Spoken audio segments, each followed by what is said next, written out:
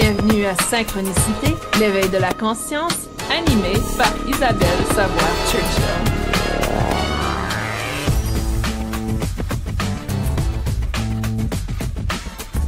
Bienvenue à Synchronicité, l'éveil de la conscience. Mon nom est Isabelle Savoie-Churchill et aujourd'hui, on parle de faire face au conflit, faire face au changement également, car le changement, on le sait, peut être conflictuel. Je vous partage ce sujet aujourd'hui car le mois d'avril, pour moi, a été un mois hyper difficile ou peut-être qui m'a mis au défi. Il y a eu beaucoup d'événements dans le mois dernier qui m'ont fait réaliser l'importance d'être résilient. Et c'est quoi la résilience? C'est quoi cette capacité, dans le fond? La résilience, c'est cette capacité de faire face à l'adversité, de sorte qu'on puisse être fonctionnel. Et c'est quelque chose que je remarque dans les dernières années, qu'il y a beaucoup de gens qui ont cette difficulté à faire face à l'adversité. Alors, adversité peut représenter différentes choses, n'est-ce pas? Ça peut être la différence d'opinion, ça peut être le rejet, ça peut être le changement, ça peut être le conflit. Donc vraiment, adversité est un mot qui est qui varie énormément dépendamment du contexte. Mais je pense que il y a quelque chose à faire autour de cette résilience. Il y a une importance de reconnaître qu'est-ce qui fait de nous que nous sommes résilients. Au cours de ma vie, j'ai eu l'occasion de travailler dans le domaine de la psychologie, donc ayant gradué d'une maîtrise en counseling. J'ai eu l'occasion de travailler beaucoup dans le domaine de la psychologie. À un certain moment, j'étais représentante de conseillère, si on veut, pour le mieux-être et l'experte en psychologie. Euh, Plus précisément, la psychologie positive, qu'on appelle à ce moment. Et à ce moment, on appelait également ça le concept de la santé psychologique et de la résilience. Et pour moi, j'ai appris énormément. C'était dans mon début de carrière que j'ai baigné dans ce sujet et j'ai eu l'occasion d'en apprendre énormément sur les comportements humains, sur ce qui fait de nous que nous sommes dans le succès et également notre maturité émotionnelle. Et le sujet sur la santé psychologique dont je parlais le plus souvent était nos besoins psychologiques, qui nous provient de la théorie d'autodétermination de Dacey et Ryan, qui est une théorie pour moi qui a pris énormément de place dans ma pratique en psychothérapie, dans mes enseignements, mon coaching, etc. Dans cette théorie, ce qu'ils nous disent, c'est qu'il y a trois besoins psychologiques fondamentaux chez l'humain. Et ces trois besoins sont les suivants: le besoin d'autonomie, le besoin de compétence et le besoin d'appartenance. Donc, pour moi, ça a toujours été trois choses j'ai toujours été très consciente dans mon évolution, dans ma carrière, dans ma vie personnelle. Parlant d'autonomie, autonomie est simplement cette idée que nous sommes autonomes, que nous avons la capacité de répondre à nos besoins et que si on ne peut pas répondre nous-mêmes à nos besoins, on a la capacité de demander de l'aide et de l'assistance autour de nous. Autonomie ne veut pas dire indépendance, ne veut pas dire être seul, ça n'a rien à voir avec la solitude, ça a tout à voir avec cette capacité de répondre à nos besoins. Donc, pensez un moment à quel point vous êtes autonome dans votre vie, à quel point vous vous êtes donné cette autonomie. Ensuite, il y a cette idée de compétence. Compétence, c'est aussi simple que de réaliser que nous sommes reconnus pour nos aptitudes, nous sommes reconnus pour ce que l'on contribue dans le fond à la société.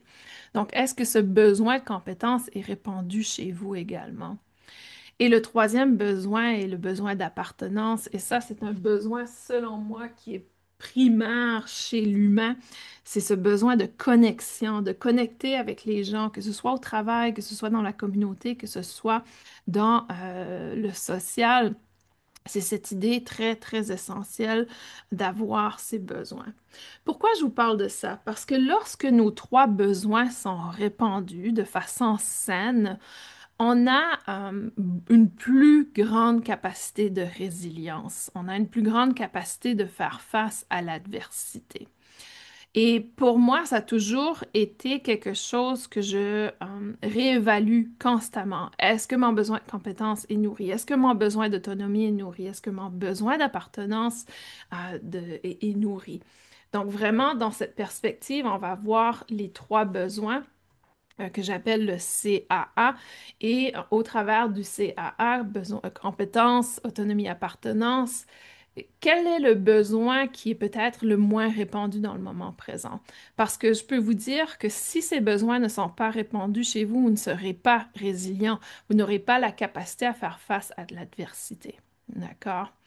Donc, vraiment, prenez un moment pour vous évaluer, évaluer où vous en êtes. Et pour moi, au mois d'avril, c'était pas nécessairement une question de compétence ou d'autonomie, mais d'appartenance. J'ai réalisé au cours du mois qu'il y avait des relations qui ne nourrissaient plus mes besoins, des relations qui étaient en fait euh, au détriment de mes propres besoins. Et quand ce moment se produit, on doit faire face à la situation. En général, les gens évitent le conflit, évitent d'adresser la problématique, alors que pour moi, j'ai appris dans les dernières années que je dois y faire face immédiatement parce que ça s'en va pas. Ça disparaît pas. Donc, je vous invite fortement à visiter vos besoins, vous assurer que vos besoins sont répondus. Et si ces besoins ne sont pas répondus, trouvez une façon d'y répondre. Est-ce que c'est justement en faisant un nettoyage des relations que vous avez? Est-ce que c'est en changeant de travail ou en allant dans un domaine qui va reconnaître vos compétences un peu plus? Au niveau compétences, je vous dirais que en général, tout part de soi. Si vous ne reconnaissez pas votre valeur, vous n'aurez pas la capacité de reconnaissance à l'extérieur que vous cherchez. Souvent, dans notre évolution, on cherche l'approbation extérieure pour nous dire que oui, tu as ces compétences. On ne se donne rarement la permission de se dire expert de quelque chose. On attend que quelqu'un nous donne ce titre. Alors que pour moi, j'ai réalisé en cours de route que personne ne va me voir en tant qu'expert si moi, je ne me vois pas en tant qu'expert. Donc, j'ai fait ce dont j'avais besoin pour apporter cette sensation d'être expert. J'ai pratiqué énormément, j'ai fait des études. Donc, lorsque j'ai acquis ces heures de pratique et ces heures d'études, je me suis donné la permission de me nommer experte. Je me suis donné la permission de me voir comme une experte.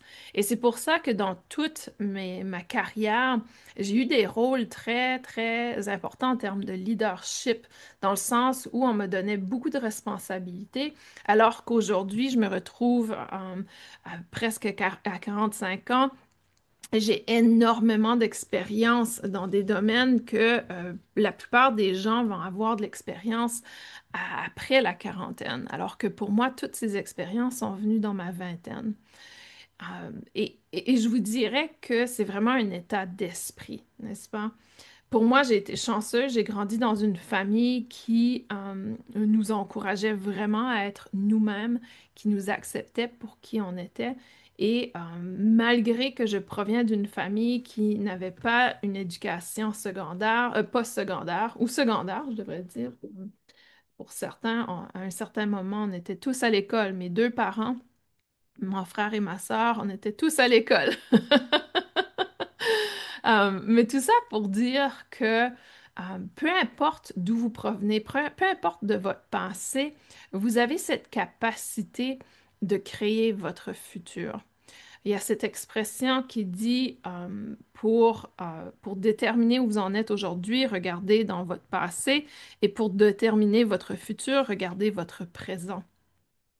Donc, afin de pouvoir manifester le futur que vous souhaitez, vous devez commencer à agir dans ce futur, dans l'action du moment présent pour ce futur. Pourquoi j'apporte ce point? Parce que le sujet d'aujourd'hui est faire face au conflit, faire face à avoir de la résilience et vraiment faire face aux changements, aux choses qui changent dans notre vie. Pour moi, si vous me connaissez bien, vous le savez que je déménage constamment. Donc, je suis une personne qui a développé énormément de flexibilité dans ma vie, alors que ce n'était pas un trait naturel. C'est pas naturel pour moi. Je suis très ancrée dans le constant. J'adore être à la maison, j'adore être dans une routine, mais le fait que j'ai eu à déménager énormément dans ma vie, étant épouse militaire, et aussi, je déménageais bien avant de rencontrer mon mari. Donc, il y a vraiment cette perspective de transition forcée. Mais j'ai eu beaucoup de changements dans ma vie aussi, des gros tournants de vie, un divorce difficile, une perte au niveau d'un logement, une perte au niveau de travail. Donc, il y a eu des moments assez particuliers dans ma vie, mais ça n'a jamais été quelque chose qui m'a définie. Et j'arrive pas vraiment à mettre le doigt sur pourquoi, pour moi, c'est pas la fin du monde quand des choses arrivent comme ça. Et quand j'y ai pensé, je me suis dit, ben, c'est parce que je ne m'identifie pas avec le passé. Pour moi, je suis pas une personne qui s'accroche au passé. J'ai toujours entendu dire qu'il y avait deux types de personnes, trois types, mais le troisième est très rare. Les deux types, c'est ceux qui vivent dans le passé et ceux qui vivent dans le futur. Il y a ceux qui vivent dans le présent, mais encore une fois, ils sont très rares. Alors, qui êtes-vous? Êtes-vous quelqu'un qui vit dans le passé ou quelqu'un qui vit dans le futur? Pour moi, je suis quelqu'un qui vit dans le futur. Donc, je crois que c'est pour ça que j'ai toujours eu une certaine simplicité à traverser certains moments de ma vie. Pour moi, je me créais un futur et c'était mon objectif. Ça devient difficile quand on essaie de vivre le moment présent. On n'est pas des gens qui sont énormément dans la gratitude, souvent parce qu'on a toujours des objectifs futurs. Donc, pour moi, c'est important de maintenir un journal de gratitude parce que justement, ça me ramène dans la reconnaissance du moment présent.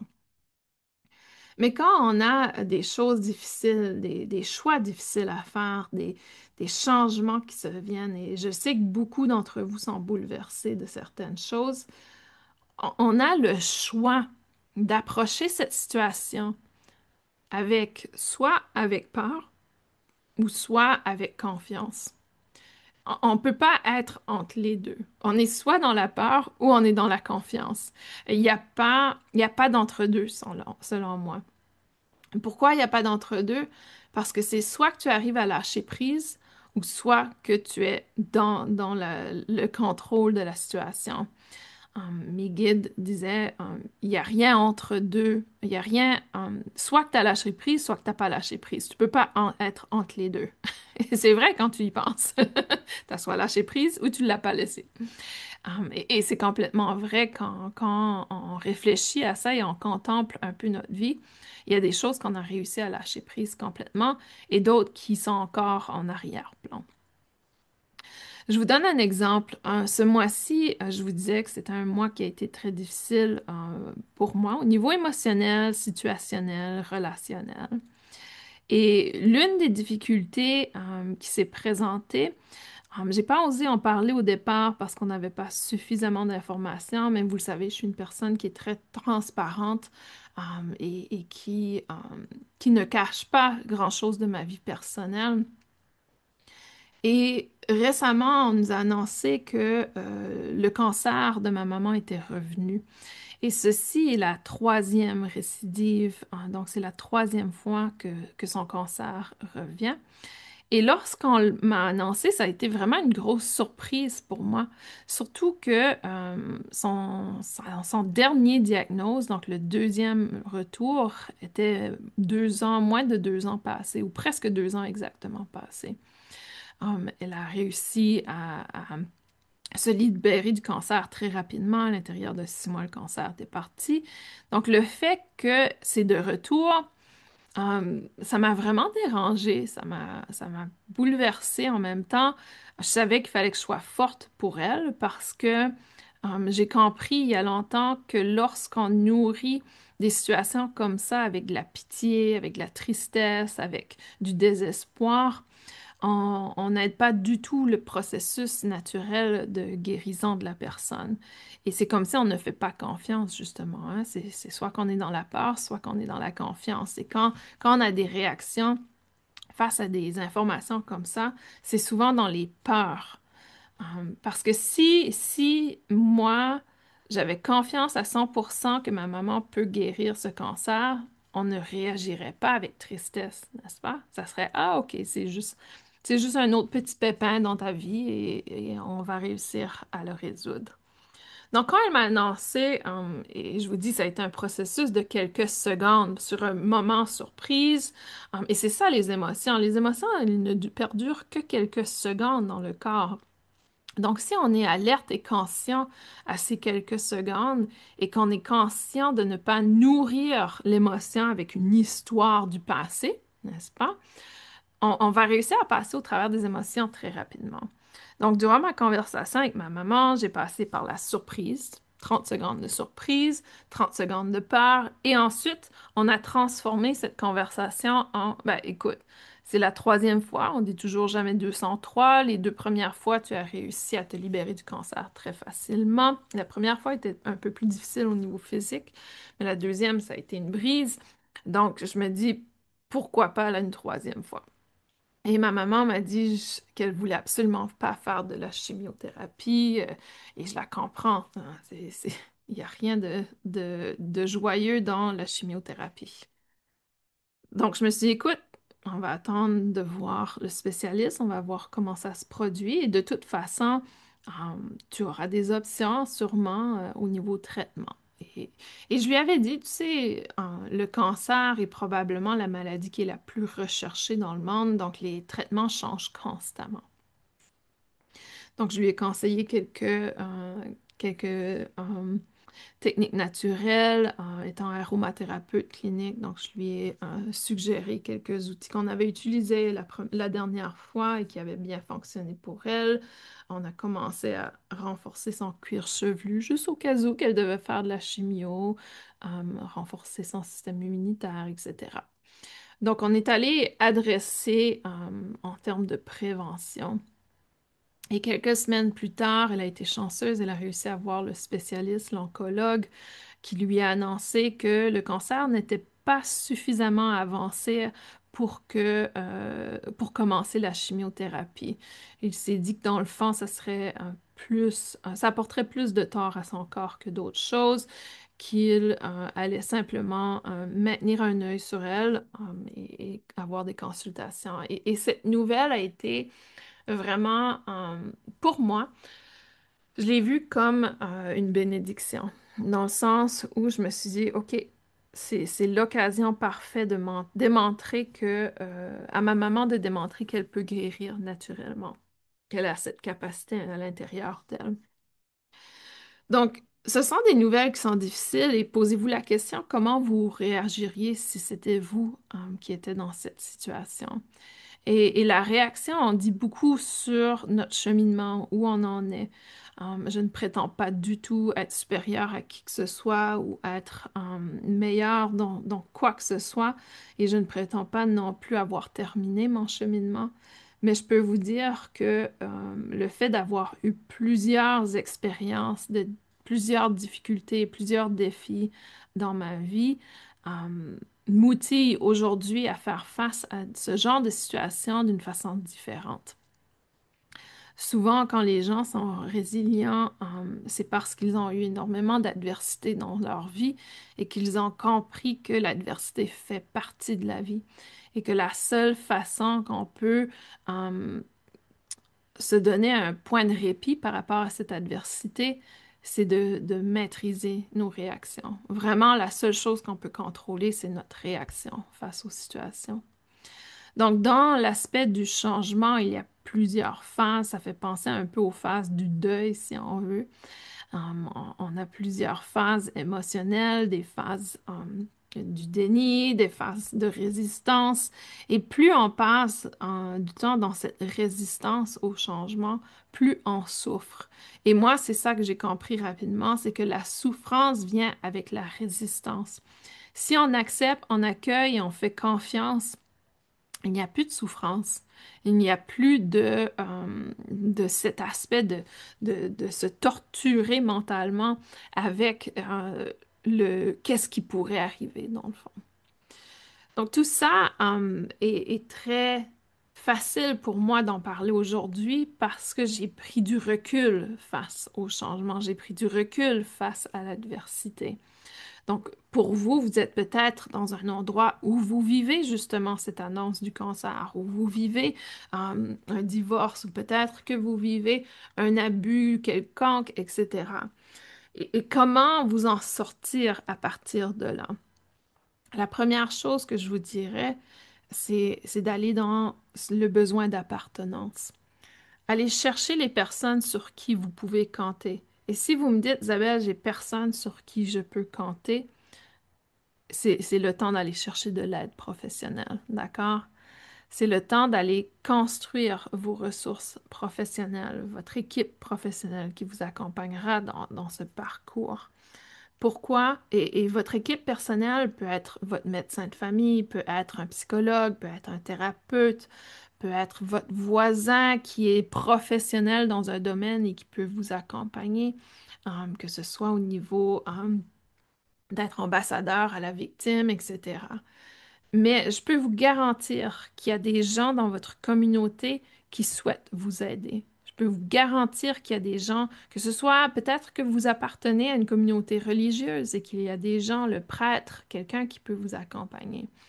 N'hésitez pas à demander de l'aide. Quand quelqu'un me dit il n'y a personne qui peut m'aider, c'est parce que vous vous êtes pas ouvert aux bonnes personnes.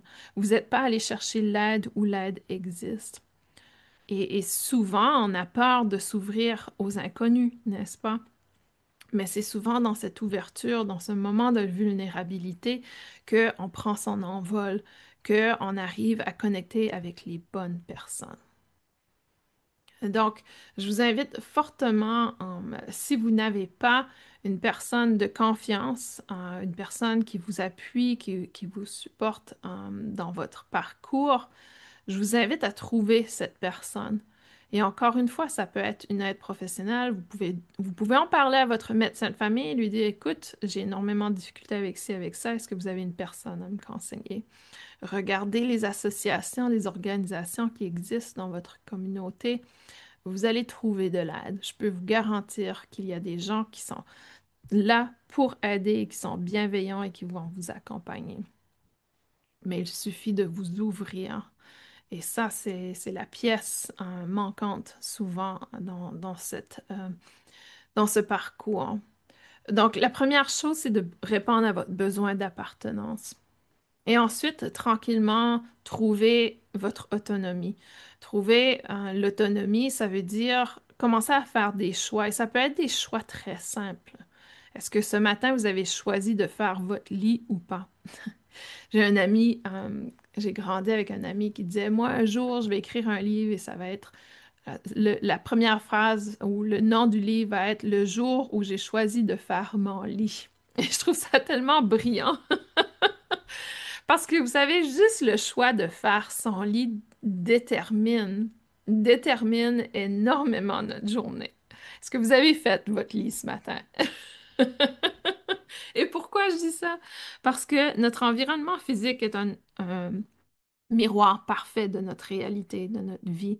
Et si on choisit de ne pas faire le lit, c'est-à-dire que on choisit d'être encombré ou d'être dans cette perspective peut-être de lâcheté aussi. Ça prend une certaine discipline dans la vie. Et ça, la discipline, c'est une autre chose. C'est comme le lâcher-prise. On peut pas être dans la zone grise de discipline. Tu es soit discipliné ou tu ne l'es pas. Et pour moi, c'est quelque chose que j'ai étudié justement énormément, la motivation et la discipline. Et vraiment, c'est c'est vraiment un déclic dans le cerveau où on se dit, OK, je le fais, ça suffit. C'est vraiment un moment où on prend contrôle de notre mental et qu'on dit on le fait, peu importe. Donc, si vous écoutez ceci aujourd'hui et que vous êtes dans cette période de non-discipline, cette période où j'ai plus envie de rien, faites un déclic. Là, juste là, décidez d'une chose que vous allez faire immédiatement. Mettez-la en pratique là. Il y a quelque chose que vous voulez faire, ça fait longtemps, mais que vous n'osez pas le faire. Voici le signe de le faire maintenant. C'est le temps. Sautez sur cette occasion pour le faire. La discipline, la motivation ne viendra jamais, jamais de l'extérieur. Et si elle vient de l'extérieur, elle ne sera pas maintenue dans le temps. D'accord? On tente souvent, on essaye souvent des nouvelles choses avec une motivation qu'on appelle extrinsèque. Ça vient de l'extérieur. Mais c'est la motivation intrinsèque, une motivation intérieure profonde qui va vous permettre de continuer de maintenir un comportement. Donc, ce matin, ça peut être aussi simple que de choisir de faire votre lit, de choisir de nettoyer votre chambre, nettoyer votre logement. Faites un ménage dans votre endroit physique et le ménage va se faire dans votre mental.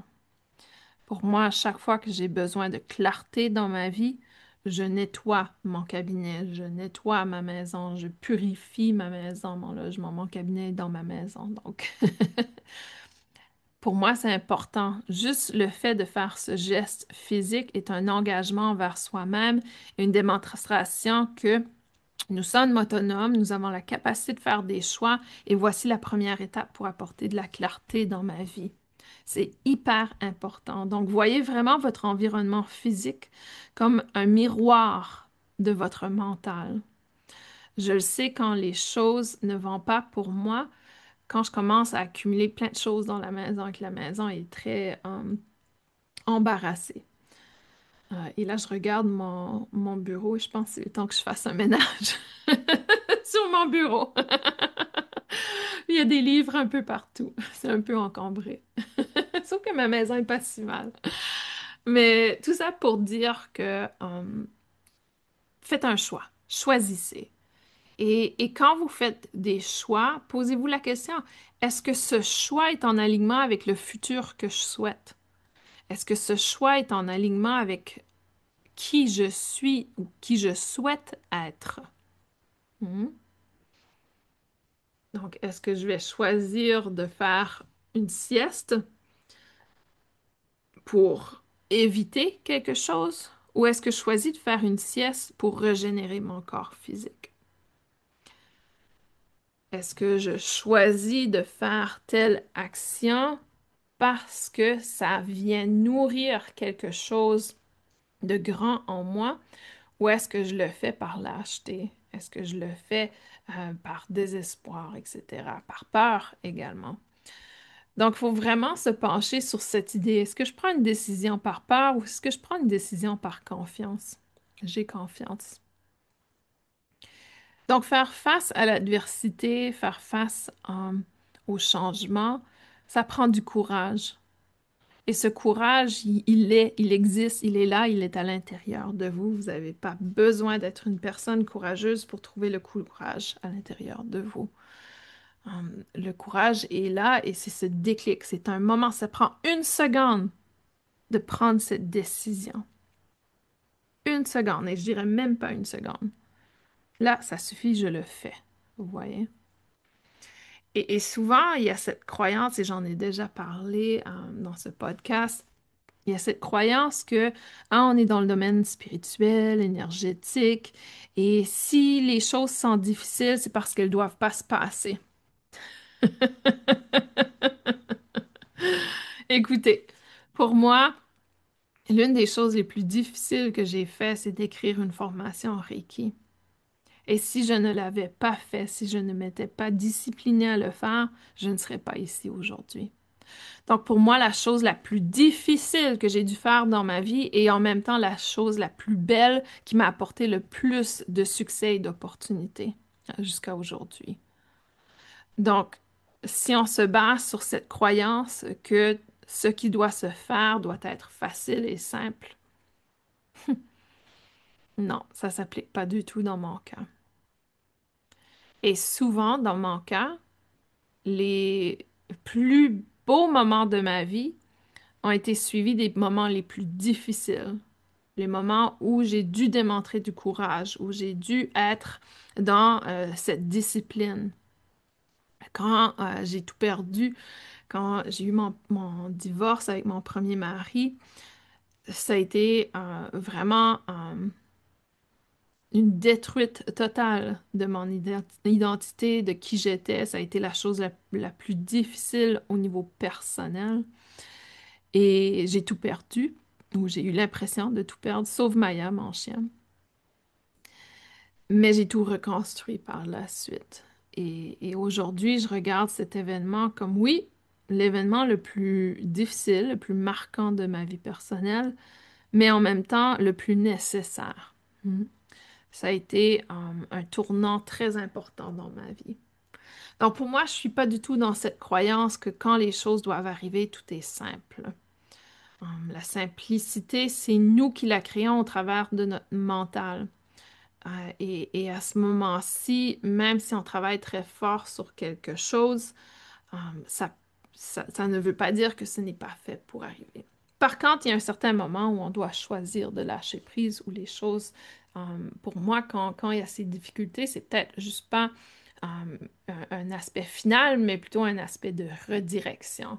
Peut-être que je suis pas fait pour travailler sur ci et sur ça aujourd'hui, etc. Donc, je vais travailler sur autre chose. Donc, vraiment, il y a des moments où ça prend cette discipline, ce déclic de OK, je le fais, ça suffit, et on avance. Donc, un peu comme si on vient brasser les choses hein, à ce moment-là. Donc, je voulais partager ça aujourd'hui. Je sais que plusieurs d'entre vous sont en train de combattre des démons intérieurs, ce qu'on appelle la nuit sombre de l'âme, la nuit nocturne de l'âme. C'est ce moment où on fait face à des aspects très difficiles, un peu comme un parcours initiatique. Et je sais que plusieurs d'entre vous le vivent.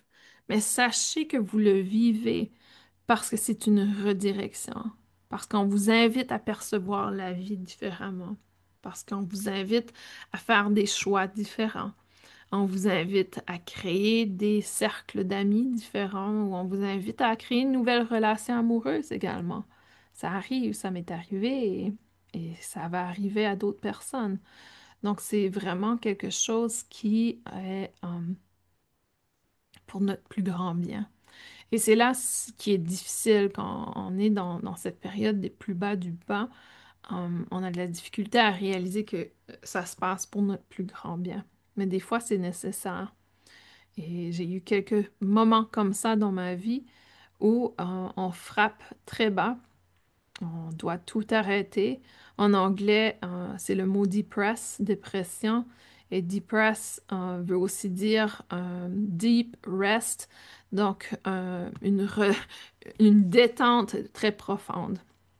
Et pour moi, ça m'a toujours été très significatif parce que on a tendance à être go, go, go, à jamais arrêter, être toujours dans l'action et le mouvement. Et on ne prend pas le temps de nourrir notre santé mentale. Notre mental, c'est comme notre corps physique. Ça a besoin d'être nettoyé couramment, d'être purifié couramment, mais on ne le fait pas. Et quand on fait une dépression, on tombe dans ce vide total où on ne sait plus qu'est-ce qu'on a envie, on ne sait plus qu'est-ce qu'on aime, on n'a plus d'objectif, plus rien. Pourquoi? Parce que c'est le temps de faire le vide. On a trop rempli notre mental, on l'a débordé et là, on est en train de le vider. Et on ne peut pas savoir où on veut aller, qu'est-ce qu'on veut faire si notre mental est plein. Donc, cette pause forcée et très importante, fait partie du processus de libération. Donc, si vous êtes dans cette période de dépression, cette période très basse pour vous, euh, même si je vous dis élever votre fréquence, ça ne fait aucun sens pour vous. J'ai déjà été là, je sais c'est quoi. Par contre, si je vous donne un exercice très simple, qui est juste de respirer, prenez conscience de votre respiration. Lorsque vous êtes allongé sur le dos, imaginez que votre ventre est rempli d'air quand vous inspirez, l'air sort du ventre comme un ballon quand vous expirez. Aussi simple que ça. Retournez à la base, à la respiration. Et en faisant cet exercice de respiration 5 minutes, 10 minutes, 15 minutes par jour et plus, vous allez voir que tranquillement, votre corps va redevenir euh, enjoué par la vie et votre mental va revenir dans la clarté. Mais donnez-vous la permission d'être dans cette période de relaxation ou de détente profonde, de ne rien faire. Tenez bon, le mois d'avril se termine. Aujourd'hui, je vais enregistrer la météo énergétique du mois de mai. Donc, on va voir qu'est-ce qui va se passer. Ça sera également diffusé sur le podcast dans quelques jours. Mais c'est une période qui est difficile pour plusieurs et vraiment ce qui va déterminer comment on va avancer dans notre vie, c'est cette discipline et ce courage et cette confiance. Confiance que tout se passe pour une raison, confiance que tout va bien aller, confiance que vous avez les capacités pour vous élever au-delà de cette expérience. C'est peut-être pas la première fois que vous le vivez, donc, prenez confiance que par expérience, vous avez les capacités de l'adresser. Et également, n'oubliez pas ces trois besoins. Le besoin de compétence, le CAA, compétence, autonomie, appartenance. Ce sont les besoins primaires, psychologiques, qui doivent être répondus pour que vous puissiez être dans ce bien-être, pour que vous puissiez être dans cet espace de confiance, en quelque sorte. Je vous envoie plein d'amour, je vous envoie des énergies de courage pour ce moment. Je suis avec vous. N'hésitez pas à m'envoyer un message à info@isabelleschurchill.com. Ça me fait hyper plaisir d'entendre parler de vous. Si vous avez des difficultés personnelles, sachez que je peux peut-être vous guider vers des gens qui pourront vous accompagner. N'hésitez pas. Vous n'êtes pas seul. Nous sommes tous ensemble dans cette période qui est difficile, mais temporaire. Sachez que toute chose est temporaire dans la vie, que ce soit nos émotions, que ce soit la vie en soi. Donc, de réaliser que dans le fond, l'état où vous êtes en ce moment n'est que temporaire. Et quand on a cette perspective, on réalise qu'il y a d'autres possibilités qui peuvent se présenter, des opportunités qui s'offrent à nous. Alors, je vous dis à bientôt tout le monde. Courage, je suis avec vous. Nous sommes tous ensemble et nous avançons dans cette magnifique vie.